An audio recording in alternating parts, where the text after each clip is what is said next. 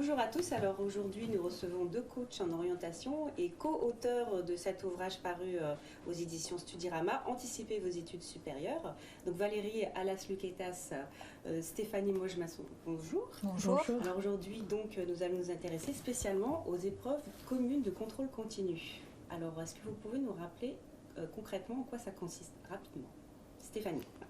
Alors, ce sont des études, en fait, l'un des fondamentaux de ce nouveau bac, c'est de renforcer le poids du contrôle continu. Parfois, certaines personnes peuvent imaginer qu'on entend par contrôle continu les bulletins scolaires. Ils sont en effet pris en compte dans le nouveau bac, mais modestement, à hauteur de 10%. Le reste du contrôle continu, c'est-à-dire 30% de la notation et 40% pour la totalité du contrôle continu, ce sont des épreuves communes qui sont organisées en première et en terminale et qui consistent à tester le niveau des élèves sur les enseignements avec une base de sujets qui a été élaborée au niveau national, donc dans des conditions d'équité parfaitement garanties. D'accord, alors il s'agit, je crois, de l'enseignement scientifique. Quels étaient les deux autres Il y a également histoire, géographie, langue vivante A et B.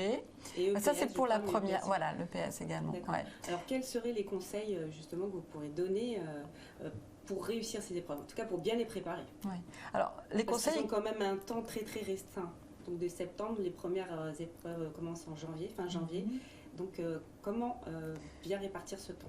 Alors, peut-être première chose, effectivement, comme vous le soulignez, les premières épreuves arrivent à partir du 20 janvier, donc assez peu de temps après la rentrée. Mais d'abord, il faut se souvenir que chacune de ces épreuves représente un coefficient de 5 sur 100 points au total pour obtenir le bac. Donc, on va donner un poids relatif à chacune des épreuves. Ça, c'est pour tenter de faire baisser un peu le niveau de pression à l'approche de chacune de ces épreuves et de ces échéances.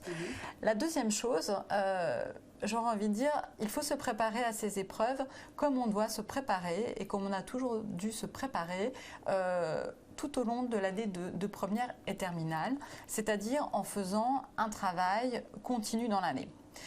Et non pas simplement bachoter ou réviser en toute hâte simplement 2 semaines avant les épreuves de contrôle continu. Donc, une première chose, c'est réviser dès septembre, c'est-à-dire rentrer chez soi, relire ses cours, etc. Alors, effectivement, je ne dirais pas réviser, si je puis me permettre, je dirais d'abord apprendre, parce qu'avant de réviser, on apprend.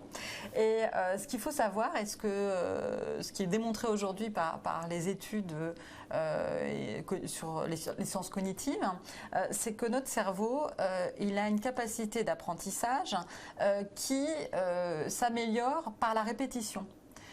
Et moi, ce que je conseille, c'est tout simplement de commencer dès le début de l'année par faire des apprentissages réguliers et des séances de travail et d'apprentissage courtes. Il ne s'agit pas de s'assommer pendant 3 heures sur une révision, sur une matière en particulier, mais d'échelonner des phases d'apprentissage et de répétition et d'entraînement réguliers.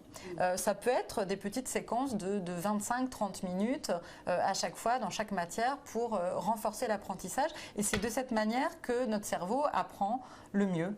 Et cette façon de faire permet de ne pas avoir à fournir un effort colossal au moment de la révision, parce qu'en fait, les connaissances sont consolidées au fur et à mesure par un travail régulier. D'accord, donc ne surtout pas s'y mettre au dernier moment.